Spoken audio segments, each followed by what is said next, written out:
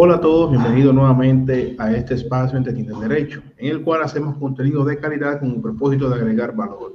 Y el día de hoy iniciamos con nuestro primer video del año 2025, el cual, pues con mucho entusiasmo, tenemos el privilegio de compartirlo a alguien que ya es de la casa. Y se trata nada más y nada menos de alguien que ya ustedes conocen, que es un abogado joven, experto en temas de derecho público. Y para mí es un honor presentar a mi estimado amigo, colega y compañero, Adonis Recio. Adonis, bienvenido. ¿Qué tal estás, hermano? Hola Roberto, muchas gracias por la invitación nueva vez. Eh, la ocasión era necesaria, ¿verdad? Tenemos un tema muy puntual e interesantísimo en derecho, como tú dices, no derecho administrativo, derecho público en sí. El tema de la potestad sancionadora, de la habilitación hacia el ius puniendi del Estado, que esperamos que sea como siempre pretendes, ¿verdad? Llegar a un público que quizás no tenga el chance de dedicarse a leer una sentencia de 168 páginas, ¿verdad? Que es la que ha dado este salto.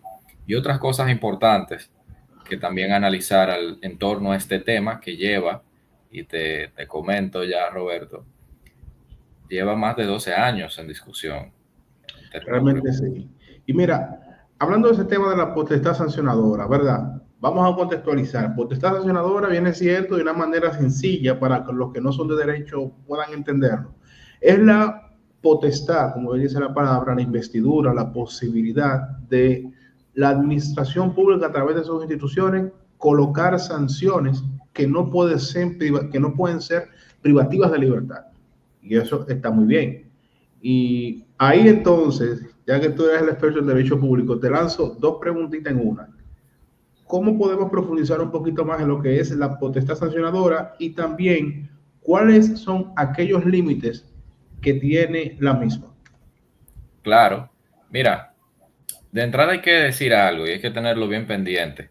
Y es que el ius puniendi en sí, y por aquella división clásica de los poderes del Estado, reside en el Poder Judicial, que conocemos es aquel que se le encarga la principal atribución de que de privar de libertad a una persona en ocasión de un ilícito que comete.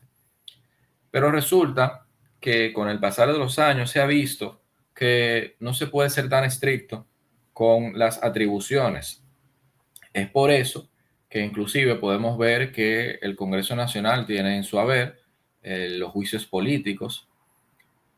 Podemos ver que el Poder Ejecutivo tiene en su haber la potestad reglamentaria, que es una especie de legislación con menor grado que en efecto le correspondería al Congreso. Y es de esa manera que también esa potestad de tratar de evitar que ciertas actitudes sean prolongadas en el tiempo, estas infracciones, no solo se mantengan en el seno de lo que es privativo de libertad, sino que también se puedan las demás administraciones, en este caso del gobierno central, proveer de ellas.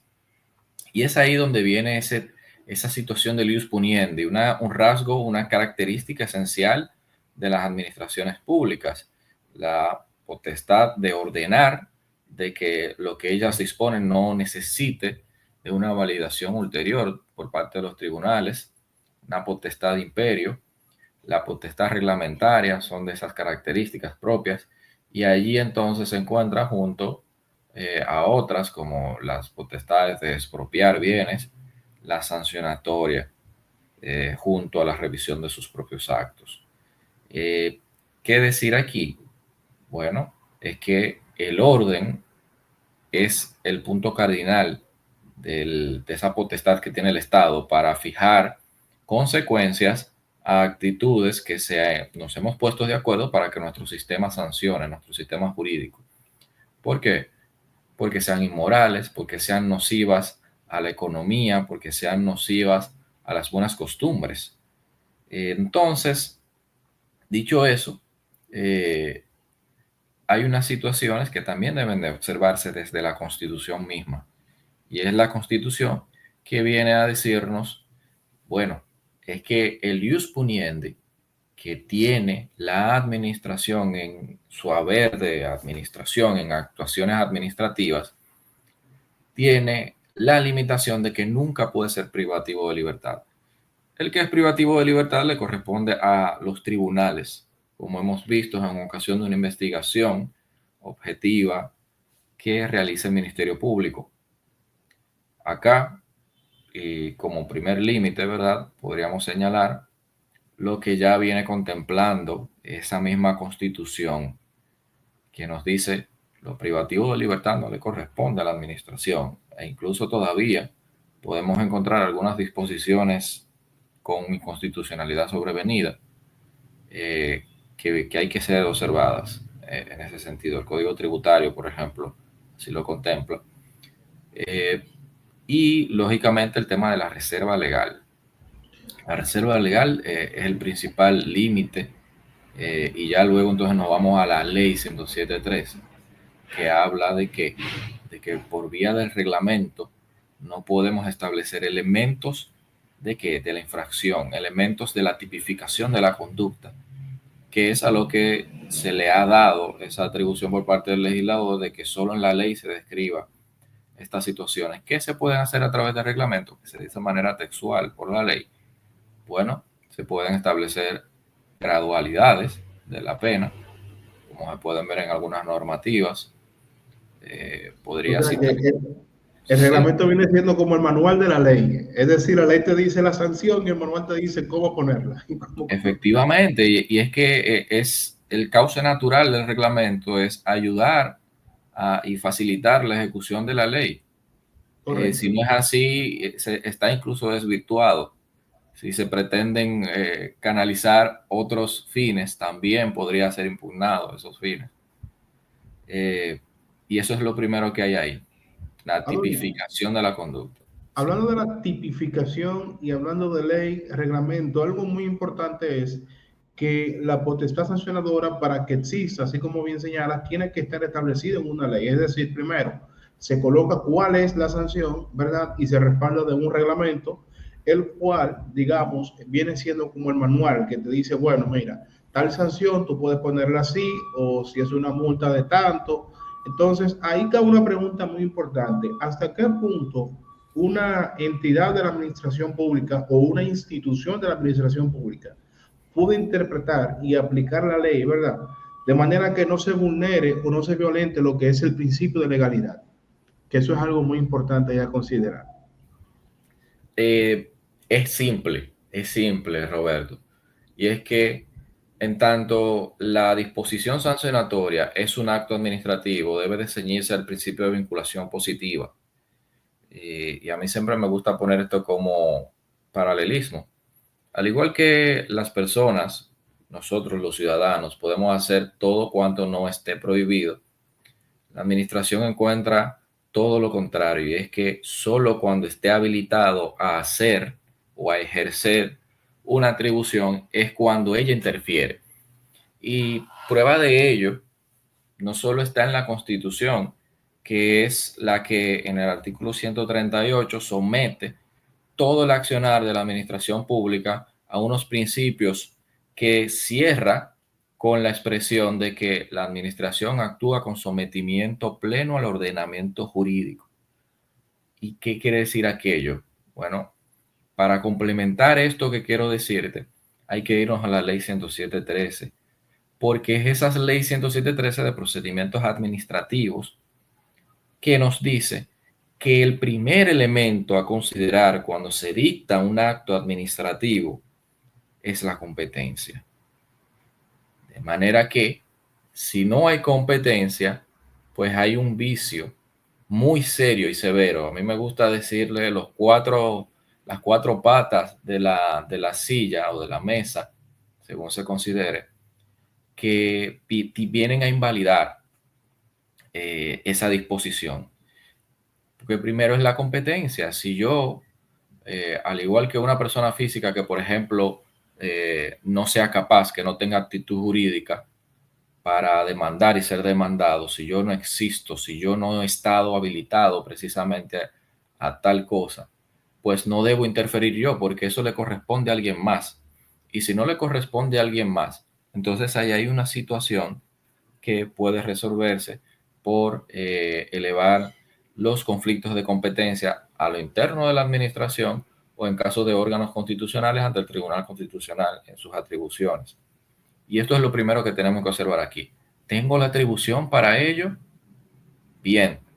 Entonces luego pasamos al segundo escenario, que es, por supuesto, identificar si la tipificación o identificación, descripción de la infracción permite entonces la aplicación respondiendo a unas garantías mínimas, a un debido proceso, a un derecho de defensa suficiente para que la parte tenga conocimiento y que pueda elevar los medios probatorios que entienda suficiente. Que ojo aquí, en la potestad sancionadora tenemos un elemento bien característico, que es el referente a que como la administración es la que lleva la investigación, que debe de despojarnos de esa investidura llamada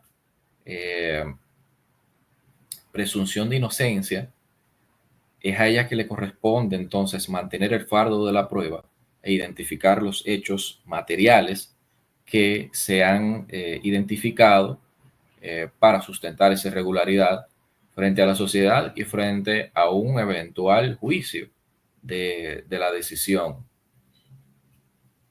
Eso es lo que tenemos ahí.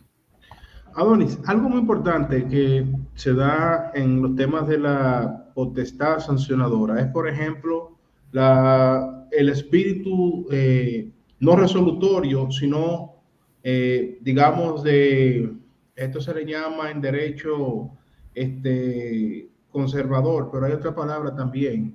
Sí, o sea, son medidas cautelares de manera puntual desde un punto de vista que en algunos casos, por ejemplo, en el caso de la institución que nos compete, Proconsumidor, que es verdad la que nos despierte este diálogo, este debate, bueno, más bien diálogo. Y algo muy característico es de que en el caso particular, esa institución puede establecer medidas cautelares, que es la palabra que buscaba, ¿verdad? Y puede ser, digamos, imposición de una multa, pero, por ejemplo, Proconsumidor para la imposición de sanciones tiene que respaldarse de una decisión judicial a través de un juzgado de paz. Entonces ahí cabe la incertidumbre de que quizás, bueno, pero ¿cómo es entonces que la potestad sancionadora, instituciones de la administración pública pueden colocar sanciones, pero sin embargo en determinados casos tienen que respaldarse, por ejemplo, de un juez? Entonces, digamos, en términos de seguridad jurídica, por ejemplo, debido proceso y alguna otra configuración que se le pudiera dar o algún otro concepto que se pueda agregar, me gustaría saber tu valoración, porque esto es un tema, ¿verdad?, que tú y yo nos entendemos más fácil, pero a veces, o sea, estos videos llegan a gente que nunca ha visto un libro de derecho, No, apenas claro, y y hay ese que es el fin, entenderlos. a facilitar las cosas, ¿verdad? Sí. A mí me encanta hacer lo más llano posible, aunque hay veces que uno, ¿verdad? Se va lejos.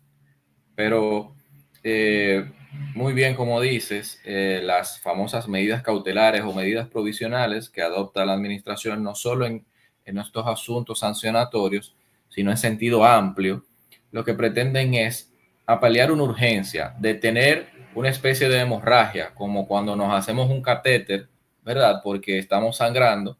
Bueno, pues tomo esta decisión que en lo inmediato es indispensable, pero además de indispensable, de que no hay otra solución que proporcionalmente me represente menor afectación para aquel que se le ha privado del derecho, porque ojo, acá estamos hablando de una decisión que sea la libertad de empresa, el derecho de propiedad, lo está limitando.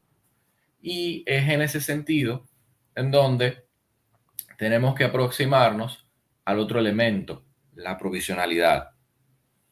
Lógicamente, no puedo permanecer en un estado de incertidumbre prolongado por un plazo más allá del que la ley ha dispuesto. ¿Qué es lo que sucede acá en esta materia? Pues que por la estrecha relación que existe con respecto a la salud de los consumidores, se le ha dotado directamente, y eso entiendo que nunca ha estado en discusión, de tomar medidas de salvaguarda, ¿verdad? Como la incautación de bienes que se encuentren en mal estado, entre otras disposiciones que tienden a velar porque el consumo apropiado de esos clientes, de esos usuarios que tenga el proveedor allí, pues sean neutralizados por el instituto. Y eso nunca he visto que se haya cuestionado. Ahora bien, la cuestionante real, el verdadero disturbio, se ha dado en ocasión de lo mismo que tú anticipabas, Roberto, de que la ley 35805 nos habla de una competencia ante el juzgado de paz. Y si es el juzgado de paz quien en definitiva impone sanciones, entonces no parece muy claro que Proconsumidor o la Dirección Ejecutiva de Proconsumidor disponga de manera directa la sanción. Y para poner un poquito en contexto, advierto que este tipo de discusiones inician a raíz de que de las denuncias que se dieron en ocasión del consumo de gas propano. Allí se identificaron múltiples sanciones que esa dirección ejecutiva en el intervalo de 2012-2013 eh, aplicó, aplicó de manera simultánea. Yo puedo decir que dentro de mi experiencia, en donde muy buen lapso estuvimos en Tribunal Superior Administrativo, allí vinculados a algunos de estos procesos, unos cuantos, considerables ya, se podían incluso advertir cómo el oficial acudía, hacía una verificación, se grababa el contador y se trataba de ser lo más transparente posible. Muchas decisiones se dieron, pero todas en torno a la objeción de a quién le correspondía entonces sancionarlo, porque siempre se discutió el tema de que lo tiene la dirección ejecutiva, no se identifica de forma clara, lo tiene el consejo, tampoco. Y es aquí en donde en 2014, en sentencia 184-14, la Suprema Corte de Justicia valida esa potestad y lo hace a raíz de todo, ¿verdad? Lo que venía dándose en el Tribunal Superior Administrativo, que es donde en primer lugar, en 2013, comienza a darse la razón de que no es cierto que existe esta potestad de manera clara, certera y sin ninguna duda, que es el inconveniente que presentaba. Entonces, tenemos un Tribunal Superior Administrativo que en ese entonces, la segunda sala, interpretó que allí no estaba. La Suprema Corte de Justicia que dijo que sí. Y entonces comenzaron a darse esos debates interesantes que implicaban, por supuesto, una verificación integral de la ley 35805, que creo que es lo más importante de evaluar aquí. Posteriormente, en 2019, en sentencia TC 8019, el Tribunal Constitucional advierte que efectivamente el Instituto de Proconsumidor cuenta con la habilitación para sancionar. Acá, muchos, yo me incluiría de la comunidad, quedamos un poquito deseosos de una decisión que tocara el tema con la seriedad que ello amerita.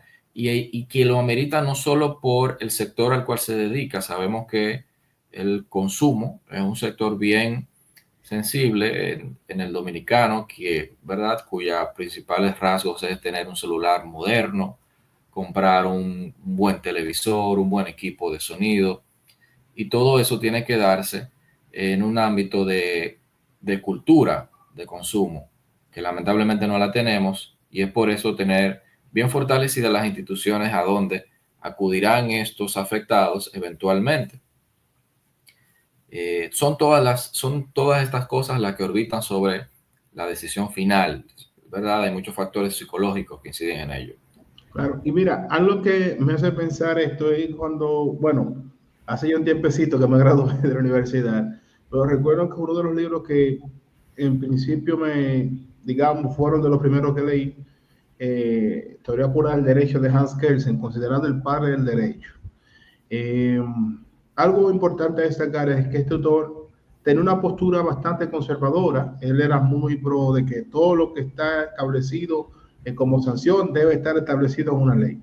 Y algo muy particular que se extrae de su contenido es que la administración pública, si bien es cierto que tiene potestad sancionadora, no puede darse la libertad de interpretar la ley, ni de interpretar tampoco la normativa que les es aplicable.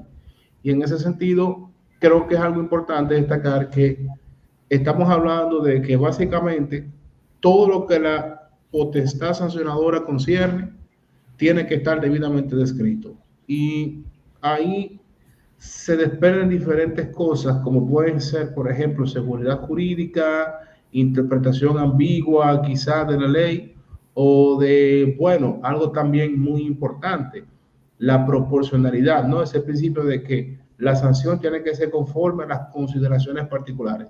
Y para nadie es un secreto, Doris, que a veces cuando la potestad sancionadora se manifiesta, ¿verdad?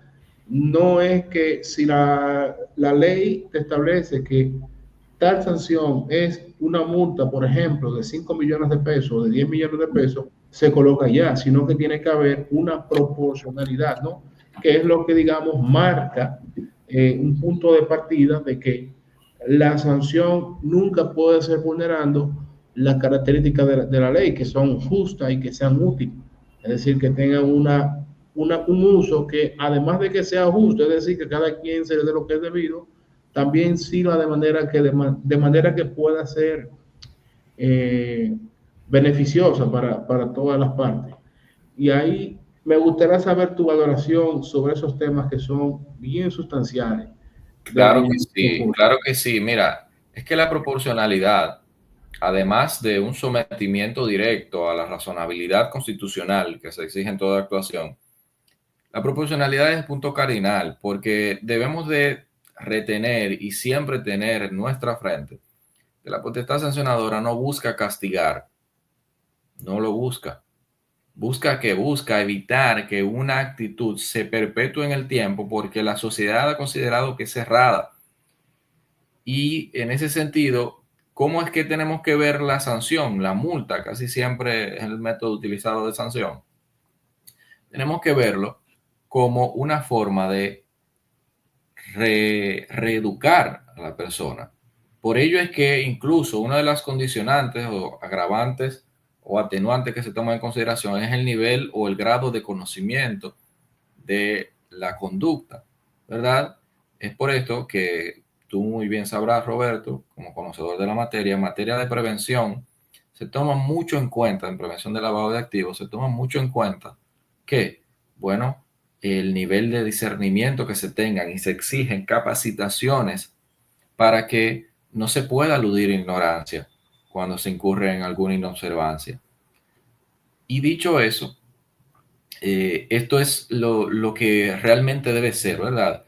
Si yo como administración puedo establecer una sanción mínima, yéndome a las circunstancias agravantes que hayan, es lo que debo de hacer.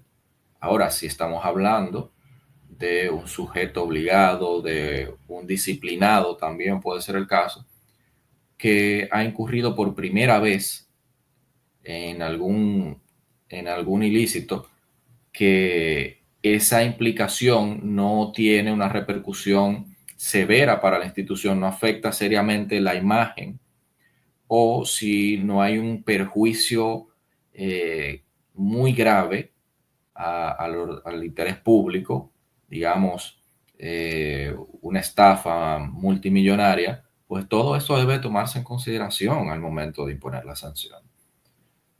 Son de los principios cardinales y gracias a Dios hoy contamos con una ley 107.13 que establece una serie de principios aplicables, los cuales yo recomiendo siempre tener en consideración, que no solo nos limitemos al debido proceso, sino que también nos apoyemos, además del derecho a la buena administración, en que debe de haber una instrucción separada del proceso, que la administración debe de acreditar en un expediente administrativo todas las diligencias que ha realizado, responder y conocer si existe algún tipo de diferencia del afectado en que sea un funcionario X que sirva como funcionario instructor, entre otras razones que allí recoge la propia ley. Yo creo que uno de los apartados más interesantes es definitivamente lo previsto entre el 35 y el 44 de la ley 107.13, que viene a tratar de recoger desde no bis in idem hasta la responsabilidad de verdad de quienes incurran en estas sanciones por todo lo que implica. En materia de medio ambiente, por ejemplo, podemos ver que en la descripción de prohibiciones que existan en una licencia que se ha otorgado, puede desprenderse las características o sanciones que yo voy a emplear partiendo de esos incumplimientos. Y ahí podríamos criticar incluso, bueno, pero es que el hecho de que yo te haya condicionado la licencia al uso de ciertos materiales para explotar una actividad X no está recogido en la ley, pero la ley me valida que si está en la licencia, pues esto es correcto. Y aquí lo que se busca es eso. A propósito de ello, y creo que ya es oportuno, la decisión 72324, ¿verdad, Roberto? Esa es la numeración. Ha señalado el pasado mes de noviembre del 2024 que debe de darse una revisión integral a la ley 35805. Y esta revisión integral, muy interesante de tener en cuenta, se encuentra con el contexto de que ya en septiembre se había sometido un proyecto de ley al Senado en donde se pretendía observar la ley. Esta decisión ha dictado en ocasión de una acción directa de inconstitucionalidad que una sentencia exhortativa y ha exhortado el Congreso puntualizar y enfocarse en el ámbito sancionatorio, en que la potestad sancionadora conferida, ¿verdad?, a estos órganos, pues sea clara, certera e ineludible de que efectivamente se le ha endosado a uno de estos órganos, porque, conforme señalábamos, se sostenía allí que múltiples instituciones entonces tenían una hermenéutica de coayudarse de acuerdo a las capacidades técnicas de verificación y demás, y esto no era recomendable. Entre las páginas 115 a 138 se recoge lo más relevante cuando hablamos de esta potestad, y me parece que lo más responsable a destacar aquí es que el tribunal hace un overruling, que es variar el criterio anterior de esa sentencia 8019, que ya les mencionaba, consideraba era constitucional. Y aquí dice, bueno, pero es que es insostenible mantener esa postura. Es insostenible porque a la dirección ejecutiva no se le identifica una sanción expresa e ineludible de que efectivamente es a ella que le corresponde sancionar y no a los juzgados de paz, como en efecto concluyó el Tribunal Constitucional, que así se expresa. De tal manera que, y por eso lo menciono, esta decisión no solo ayuda para resolver la situación que hay acá, que ya le corresponderá al Congreso encontrar la solución más adecuada, sino que también sirve como estandarte para la administración pública en sentido amplio cuando ejerce las potestades. ¿Saben por qué? Porque eh, hemos visto que existen diversas legislaciones en donde inclusive de materia disciplinaria se incluyen conceptos jurídicos indeterminados que, ojo al dato, no están incorrectos. No está incorrecto que así se describan. ¿Por qué? Porque la ley, recordemos, va más lenta a las necesidades de la sociedad y vista la limitación que tiene el reglamento, ¿verdad? Para encuadrar y describir los elementos de la tipificación de la conducta, pues lo ideal es dejar ese espacio de interpretación a esos conceptos jurídicos que tienen allí conservados las leyes. Un ejemplo de ello es lo que sucede cuando hablamos de interés general, amplísimo, pero otro un poquito más reservado es lo que decimos cuando hablamos de falta de probidad, por ejemplo. ¿Qué es la falta de probidad? La falta de probidad en el cuerpo castrense puede ser vista de una manera, porque es más estricto, pero en un servicio civil, en un estatuto de función pública, se ve de manera más flexible.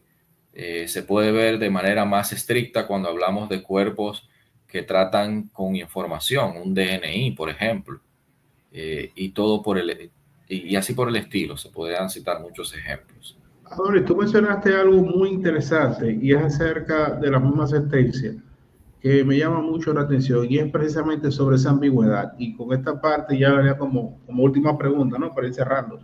Eh, es que caramba, o sea, hablar de la potestad sancionadora involucra tener, por un lado, dos perspectivas. Hay instituciones de la administración o instituciones públicas que tienen un rol de regulador, ¿no? Ok, establezco cuáles son las reglas de juego en actividades económicas estratégicas y organizadas que forman parte de la regulación económica y financiera. Y es precisamente donde he estado desarrollando la tesis de mi maestría de Derecho Económico y Financiero. Pero esa parte económica financiera del Estado involucra una regulación, es decir, yo armo digamos, la regulación, el orden, y procuro que todo sea en base a ese orden. Y donde existe una alta cantidad de regulación, el nivel, digamos, de imposición de sanciones, digamos que está ya preestablecida. Imaginemos los juegos del calamar, la famosa serie. Ya sabemos las consecuencias, pero todas las reglas están bien armadas y se tiene un mecanismo de seguimiento. Mira, tienes que hacerlo así, pero si no lo hiciste así, te impongo una sanción. Ahora, en el caso de la parte del proconsumidor, estamos hablando de un derecho fundamental, consagrado en nuestra Constitución, derecho al consumo. Y hay que entender que la dinámica es distinta. Por eso siempre a mis estudiantes de derecho comercial les digo, miren, el derecho comercial tiene una parte y es que es de constante evolución y siempre tiene que verse desde un punto de vista Estado, consumidor y ofertantes, es decir, aquellas personas físicas, jurídicas que ofrecen bienes y servicios. Perfecto, aterrizando el tema es lo siguiente. Por un lado tenemos un tipo de sanción que está con un orden preexistente. Sin embargo, en el caso del proconsumidor es una naturaleza distinta, porque lo que hoy pudiera ser no sé, un negocio que se esté llevando correctamente, puede que mañana la cosa cambie. Entonces, ahí hay una parte de la sentencia que de hecho habla de una ambigüedad que lo motivó una de las partes, porque bueno, hay una arbitrariedad de proconsumidor. Y lógicamente, si una institución reúne pruebas, no se va a cantar a llorar al mismo tiempo, como decimos en buen dominicano. Entonces, hay un tema ahí de, digamos, regulación, actuación, eh, debido proceso, se puede decir también, entre otras cosas. Y me gustaría saber tu valoración al respecto, porque es importante ahí en ese tenor tener una postura clara. Claro está, respetando la postura de la Suprema Corte de Justicia, ¿no? Pero al final puede que haya un criterio de interpretación individual y esto pueda servir al debate, que es el propósito de esta plataforma. Claro, mira, aprovecho para comentarte que en la misma decisión se resalta que en 2023 se dejó sin efecto la posición de la Suprema Corte de Justicia en sentencia 184, en donde básicamente la Suprema Corte de Justicia infiere de dos articulados que la intención del legislador fue otorgarle esa potestad y que en vista de que se necesita conservar el orden público, se debe considerar de manera llana, para decirlo verdad, de alguna manera, que toda administración está dotada de esa potestad sancionadora. Se fue muy sustancial, muy a lo fundamental, diría yo, la Suprema Corte de Justicia allí para justificar esa potestad que en definitiva no la tiene. Ya el Tribunal Constitucional con esto ha zanjado el tema con propiedad, diría yo.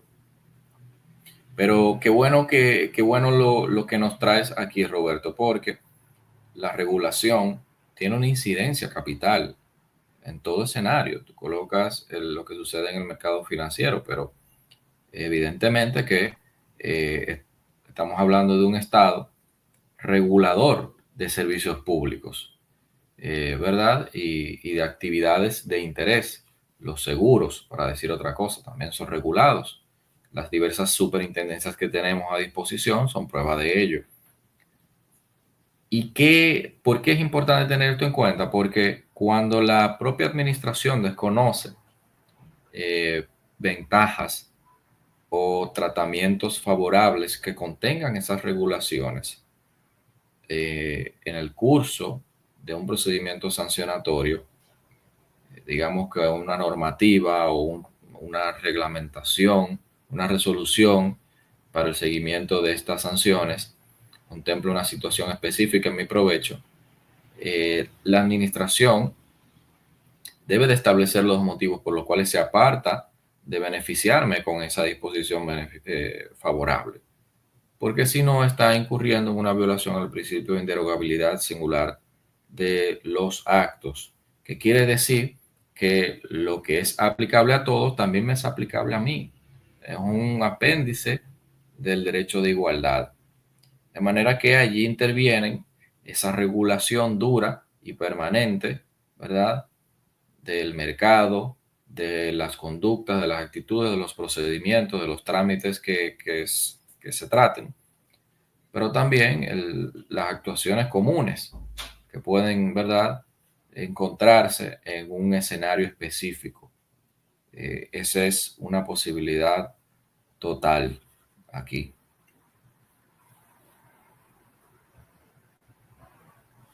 Bueno, excelente. Adonis, nada más que agradecerte, hermano, y qué bueno contar con tu participación en este espacio en el derecho, en el cual, pues, con el contenido abordado el día de hoy, yo estoy seguro de que vamos a agregar valor, que es la palabra que me gusta decir, al debate, ¿no?, académico, en este sentido, y también decir que es importante entender que estos temas de la potestad sancionadora, aunque si bien es cierto, forma parte del derecho público, es muy amplio, también es importante considerar que trasciende en diferentes tipos de actividades económicas sobre las cuales nosotros interactuamos. Se aplica, por ejemplo, en bancos, se aplica, por ejemplo, en negocios, se aplica en temas de impuestos, también se aplica en asuntos, por ejemplo, de bolsa de valores, asuntos aduaneros. O sea, son múltiples las áreas por las cuales el Estado ejerce la potestad sancionadora y que en el día a día nosotros vemos. Un ejemplo simple, hay personas que se le queda una tarjeta dentro de un cajero, elabora una denuncia y eso es parte de la potestad sancionadora, porque a veces eso recae en sanciones, que a veces uno no lo ve, pero claro, uno como abogado pues se da a veces la dicha de encontrarse con esos casos. Y también algo muy importante, ahora mismo hay muchas denuncias de estafas inmobiliarias, eso por ejemplo a través de Proconsumidor, muchas personas porque se ven Sí, afectadas, sí, acuden. sí.